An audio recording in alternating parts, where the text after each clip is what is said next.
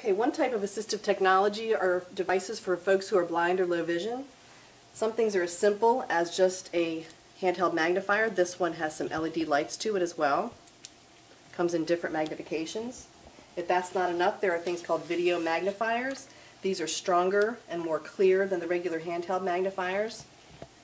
They have different settings on them. You can change the color and the background and of course the size. They're more portable than the larger CCTVs. This one's called the Amigo. It magnifies up to 14 times, of course depending on what size your text is at first. You can also plug this device into a TV monitor to have as large as you'd like to have it. There's also something called the Colorino. If you're blind or colorblind and can't tell colors of things, you actually just put it next to an item. Black. Push the button and it will tell you what color it is.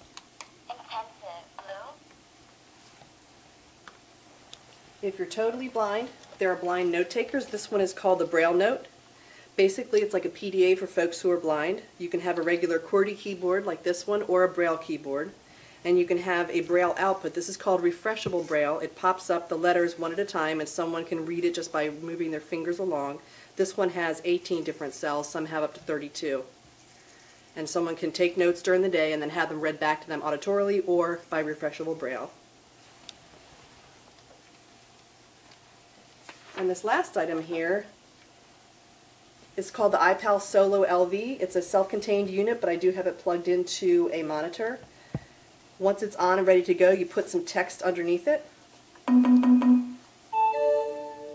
It takes a picture of it, and OCR software starts in.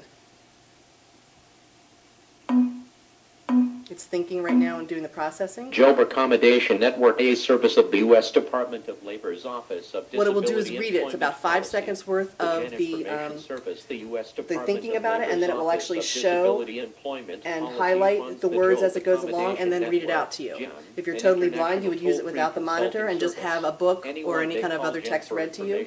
Some folks who are, I'm going to turn that down a little bit. Some folks who have learning disabilities also use this to be able to follow along with reading.